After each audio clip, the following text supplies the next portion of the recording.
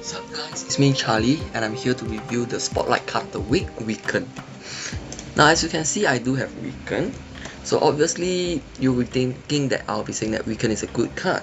Unfortunately no. I do not believe Wiccan is a good card now. He's pretty bad. Anyone who says that he's good is coping. But I do believe that he has immense potential. And there is a puzzle about him that we have yet to unlock. Currently, I don't think anybody has found a deck whereby Wiccan is very comfortable, or in fact Wiccan is fantastically good in. I have found the most success with Jeff Hogan's Wiccan Bounce, but even then I have my reservations. Alright, hang on, let me just jump back a little bit. I do not have Cape Bishop, so in place I put Goose. But even then I have my considerations. How good is Wiccan at upgrade over Black Swan Bounce? Right, because with Black Swan you are able to unload all your one cost anyway. Alright, so that has insane synergy with Bishop Hit Monkey. You do not actually need Wiccan. Wiccan plus 2, right, means an additional 4 cost. That's about it. I really don't know how much of my upgrade Wiccan is over Black Swan style. And with Black Swan, if you're able to unload a lot of one cost, you could potentially cheat out a cheap Sasquatch as well. So that's very high value. Black Swan Bounce allows you to play Titania because you have much more flexibility in terms of whether you want to play how many cards, because with Wiccan you can't, you have to use up all your energy. So yeah, and Titania Clock is actually a very powerful strategy in Bounce, right, because you are locking one of their lanes. So overall I think that Wiccan's best deck right now is Wiccan Bounce deck, but even then I'm not sure if it's substantially better than Black Swan Bounce, if at all.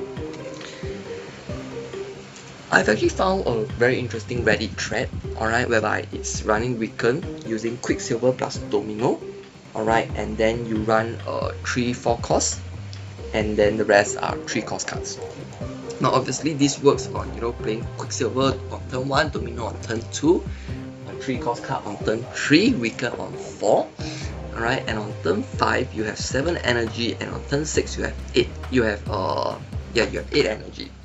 So it works on fixing. On turn 6 you play 2 4 costs, and on turn 5 you play 1 4 cost, 1 3 cost, or you play 2 3 costs, which is pretty good. But the problem that I have is, even when we play along that line, okay, the power output is a little bit low. Of course, there's a disclaimer that I need to make, is that Redditor runs Cow Obsidian, which I do not have. Alright, and I do see Cow Obsidian being quite an important piece in that deck, potentially, because 10 power is nothing to scoff at.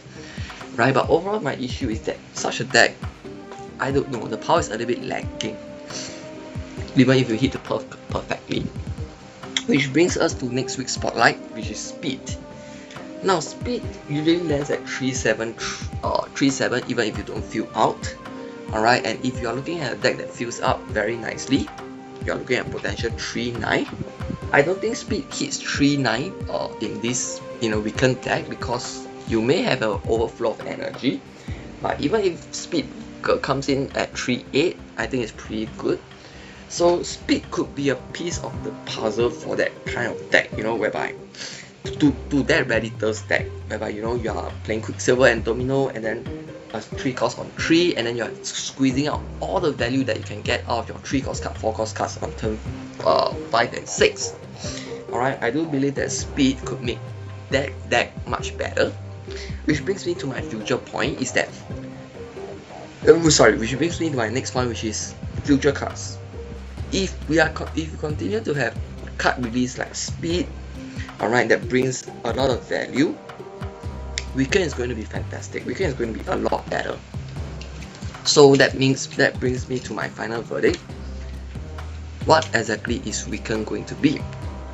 My verdict is actually very simple. Grab if you have patience, because Wiccan isn't going to be great over the next few days. I don't think speed brings Wiccan up to a good level, so Wiccan is not even going to be good in 1 week's time. So you have to have the patience to see if there are other fantastic 3 cost, 4 cost cards that comes in as great standalone value. Alright. Skip if you're totally not into value decks, if you do not have the patience to play value decks. Okay, because not everyone has the patience to play value decks. Combo decks are not exciting also. So that's my verdict. Skip if you do not like mid-range decks. Grab if you have the patience, because I do see Wiccan having a lot of potential, but I don't think he's going to be that good in the near future. That's all from me. That's my take on Wiccan. Hope you guys like it. And I'm actually working on a Wiccan deck. I think he's very fun. Alright, and I've been having some preliminary success with it, but it's only improving grounds. So I don't think it's worth getting excited over yet. But if it does turn out to be pretty successful, pretty solid, I'll be sharing with you guys. Stay tuned. Goodbye.